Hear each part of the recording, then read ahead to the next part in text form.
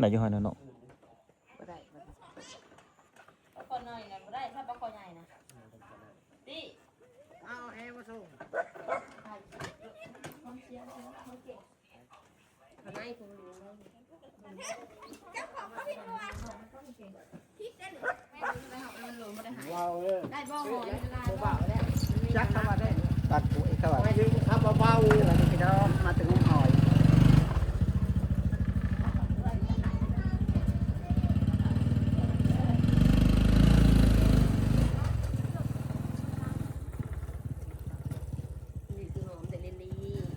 โอ้ยก็มาสวดชมกัน เป็นนั่นได้แม่เอามาใส่กับมา2ตัวนี่บ่ โอ้ยจะเป็นงามนะ มาใส่นี่ อันนี้เป็นพันธุ์แบบคอ อืม ได้ดิ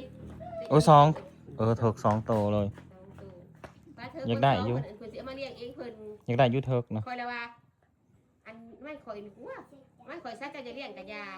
ปลาเท่านั้นละบางหลังนะ นั่นขายเสือบอกขายเสือผ้าเอาเด้อ แม่ใหญ่ช้อน ตั้งจะบอกว่าขายเสือผ้าเอาเด้อ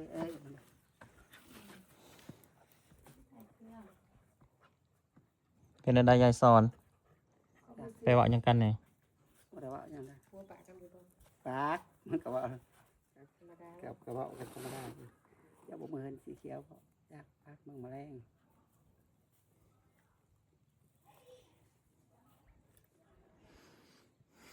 หวานเจ้าเมื่อเธอบืนได้ไปบุญ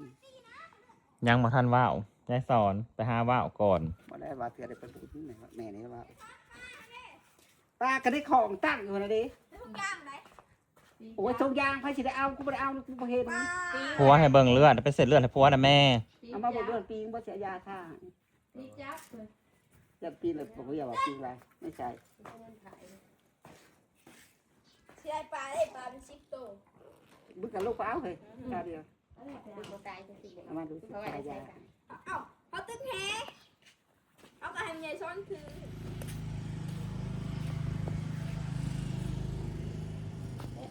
สดคนนี้สดคนนี้สดคนนี้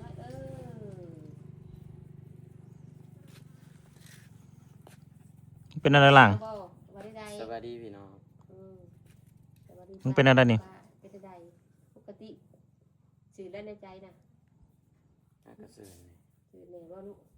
น้ำหอมมันเลยว่าใส่ดู น้ำหอมกระสือไอ้สองแอบ ได้มากก็เอาใส่ไว้ สือเป็นสองแอบ เสนอขังเนาะ เลยแต่ว่าญาติเราเราบ่มีแบบหอม เสนอครับ เอาล่ะ ลูกตัวเองมันมาเลี้ยงกันยังน้อยเนาะ แม่น อีแม่มึงแน่ผู้บ่าวนะแม่ มากี่ข้ายังลูกอาบน้ำให้ แม่สอน โดย เบิ่งแน่ผู้บ่าวนะทรงผมนะจะบอกกินใจนะบ่ อันนั้นมาให้อันนี้ น้ำเย็นตัวนี้ ผมมีน้ำเย็นได้ น้ำก้อนทุบแล้วว่าจ้ะ ผมมียังนะ เขาบริหารสักตู้ เขาบอกมีน้ำเย็นอากาศหนาว อันนั้นก็เย็นคือกันที่นั่นในกระตุก บ่ได้ โอ้ยจะหาแต่น้ำเย็นๆเลยว่าจะน้ำกิน มันเกิดบริหารจากกระตุกมัน มึงบ่ได้คิดฮอดสวนบ่หลัง เป็นหอดสวนบ่ลูกบ่เป็นหอดมันกระโพดน้ำอาวบ่ จินฮอก ตั้งงกตั้งใจได้ลูกอย่าไปเห็ดถั่วที่ถั่วแดงแน่นะแพงได้แพงลูกนะ แม่น ให้ลูกเป็นคนดีแม่นะแพงลูกไปอยู่ใจก็ดีใจแล้วมีผู้เบิ่งผู้แยงดีใจข่อยนะ ก็ดีใจนะ ถึงที่ว่ามันก็หูอยู่ว่าเฮาเนาะมันเป็นได้บ่แม่นลูกตัวเองก็แพงคือลูกตัวเองนี่ของแม่มาเลี้ยงแต่ยังน้อย หาได้เลี้ยงเต็มมือเต็ม เลี้ ตี ย น ง นะ เลี้ยงเต็มมือเต็มตีนได้หุบกี่ไข่ได้อาบน้ำอาบในให้มาถึงมายังบ่จักที่จักดีไว้มานะยามเฮ็ดเวียก นอนรับดีบ่มาอยู่พี่ เมผ้าดำหน้ากาน อนหลับ เมผ้าขึ้นย่ามได้ก็ขึ้นย่ามนั่นไดเมผ้าขึ้น บ่ได้ฟันเห็นบ้านสีเขียวบ่ เมผ้าขึ้นกระบอกขึ้น ไม่ได้พัน อืม นอนตี2เมื่อคืน ตะคือนอนเด้อแค่ อ๋อถูกหมอย แต่เดี๋ยวบ่ได้ออกมาหาหมู่ได้หักอยู่ในห้อง ใครว่าสิซื้อหมอยว่าสิเป็นคนมาขายของ ของหนึ่งของเท่าไร ที่พัดเยี่ยม โอ้ยบอกเนาะไปสิงม ของละ5บาท ฮะ ของละ5,000 อ้าวผู้นี้ว่า10,000คนเอาของ5,000 ไว้ขายเอื้อยก็ขายถึกๆตัว เอื้อยสอนบ่ เวลาเอ้ยจะอยู่บ้านได้เพื่อน ผู้บ่าว อยู่ เพิ่ บ้าน น ละโมง ผู้ มาแล้วเป็นข้ามาเพื่อนจะใช้ไปเลยเรื่องบอกเป็นเพื่อนเอ้ยอยู่บ้านนางแต่แม่เอ้ยคือกับบ้านละโมงบอกเพื่อนเอ้ยได้รักบ้านนั่นเลยในตลาดบ้านนะถ้าจะผลิตเอ้ยก็ไปแล้ว จะได้จะไปโผล่กัน โอ้ยก็ลงไปเป็นอาหาร เนื้อคู่อีแม่เฮ้ย ย่อยแบบสอกได้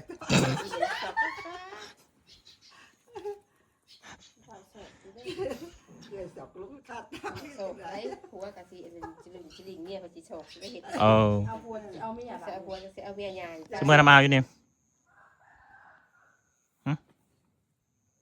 ทางนูเอาถามมาลูก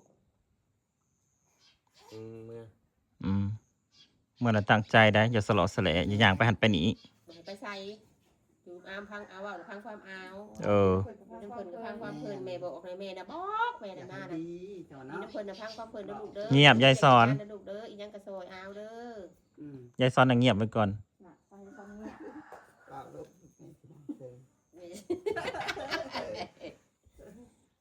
ยายสอนบ่ได้มีอิทธิฤทธิ์หยังตอนนี้นะ ลูกมาน่ะบอกลูกอยู่น้ำเพลินกระดูกเดี๋ยวไปเห็นตัวทิพย์ตัวได้ลูกให้เพิ่นหาเพิ่นแพงเด้อลูกเด้อแม่นั่นมาแล้วเว้า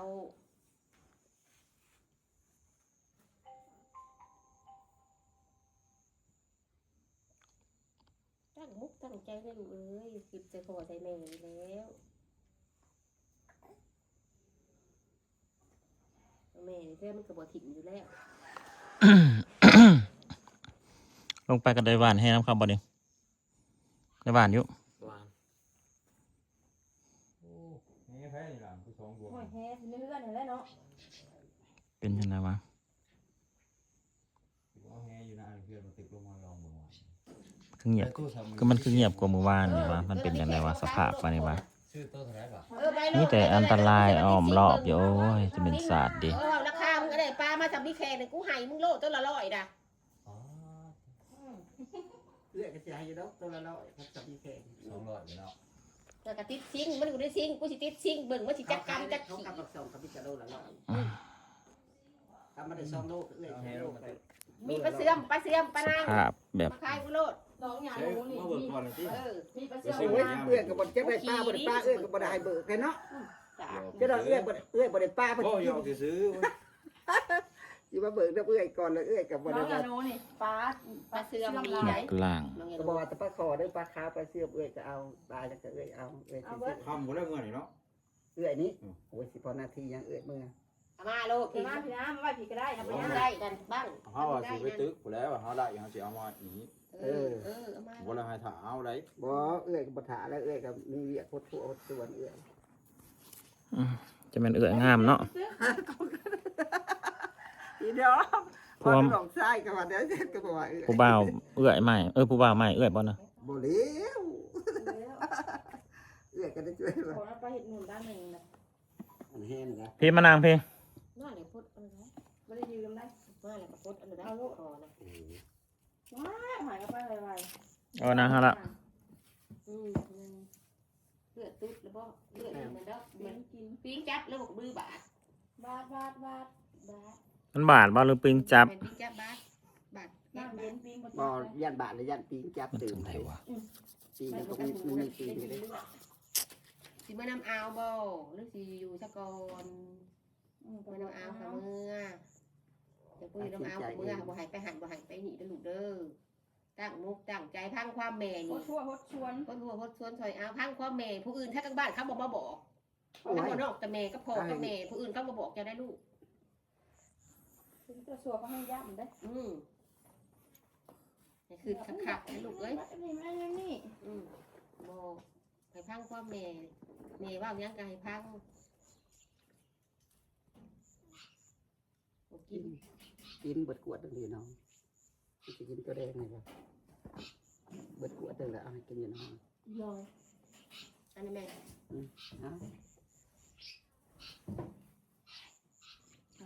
เมื่อคืนนี่เอาน้องได้เมื่อคืนนี่ คือเอาน้องก็ได้ เออ ปลูกน้องตัวนี้เดิน เอาปลาเซย อืม เอาไงวะ อืม งับที่หอนก็จะจูบปีกง่ายเอาเม็ด งานกันเอาอยู่งาน เอา เอื้อม ไอ้กินเนาะผัดเอื้อม ผมก็อยู่ในดำขัก เนาะ เนาะ อมมือไรเดียดเด้เขาก็โป๊ะ ผมดำครับ ผม ดำๆแข็งๆนะผมมันน่ะ ผมเส้นเคอะบ่ พวกเส้นใหญ่ๆเขาเอื้อมขึ้นน้อยๆแรกมันกูด เออ ๆของก็นั่นได้ว่ายังฮะลูก เออ ล่างมึงบ่ได้คิดฮอดผู้ใดบ่อยู่พุ่นนะ ไปกินฮอดใช้บ่ซื่อๆอยู่บ่ลูกได้ถูกในสมองในใจนะ ว่าพี่เดี๋ยวคิดฮอดทั้งพุ่นอยู่บ่ มาอยู่ด้วยแม่กินฮอดตั้งพุ่นบ่บ่กินฮอดอ้าวบ่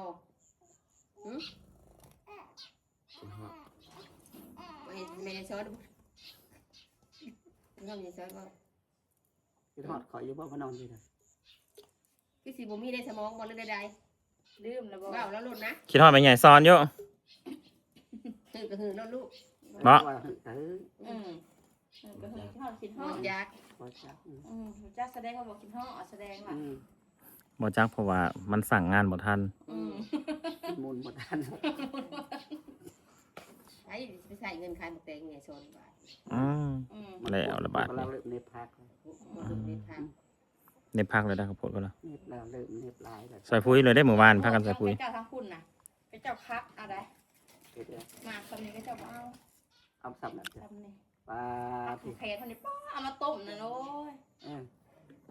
ครับเอา ล็อกอย่างล็อกอย่าง เพราะไม่ใหญ่ซ้อนกับบ่ต้มล่างจืดให้ มีนอนแน่น้อยหนึ่งกับว่า กิน ไปอยากต้มให้กินชุดนั้นก็ว่าบ่กิน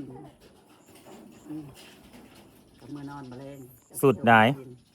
อันชุดแต่ก่อนน่ะเด้ว่า สุดได้แล้วเขาจนบ่ฮู้เรื่องแล้วมันสิจักกินบ่ อันนี้ก็เป็นสิเป็นพี่จ้ะกินโดนแหละน้ำเอาน้ำต้ม เมื่ ซื่ อ อ มาเล่น น้ำต้มใบยานางเด้ ใบยะนาง เอิ้นว่าใบยานางบ้านเฮาล่างจืดเด้ให้มันจืด เนี่ เนี่ย ย ต้มให้พ่อ ที่ ใหญ่ นี่ กิน นั่น ก่อน ในละในไก่ มีบ่ กันได้เฮือน คนใหญ่ ต้มกิน เฮือสีเขียวน่ะเฮือสีเขียวน่ะ มีนะอ่าว ช่องข้าง นี่ เติมมาสิเขามาคอก่อน ข้างบ้านใหญ่ได้ตัวอยู่ถึง ในข้างห้องน้ำเด้เทิงเฮือนน่ะ ใบใหญ่เขียวงาม ตัวหลุมนี่ ยังซึ่งลึงอยู่ ยังบ่ได้คำตอบอิหยังอยู่ ยังบ่เต็มร้อยเด้อ ถามก็ยังบ่ได้เต็มร้อยถามก็ยังแบบขีดซะก่อนจังตอบ ก็บ่เป็นหยังหลายดอก เป็นนั่นแหละ ยังบ่จืดบ่จาง ยังบ่ได้จืดโอ้แม่นไปเอาน้ำผู้บ่าวอันผมปกตาของได้อีกบ่จัก มีปัญญาบ่ เอาบ่ มาแต่ใจเนาะ เมียได้แลนเมืองทาง บอกให้บอกว่ากินปลาพันธุ์พอโตไปได้เงินเด้อ เรื่องอะไรวะ แรกก็ได้จะไปเบิร์ดปลาวันใด มาตาม มาเบิ่งอาการบางหลังเป็นจังไดพากลับไปอยู่พุ่นอีกแล้วนี่ก็สิบ่เป็นหยังดอกลุ้นการเบิ่งการพี่น้องว่าสิเป็นจังได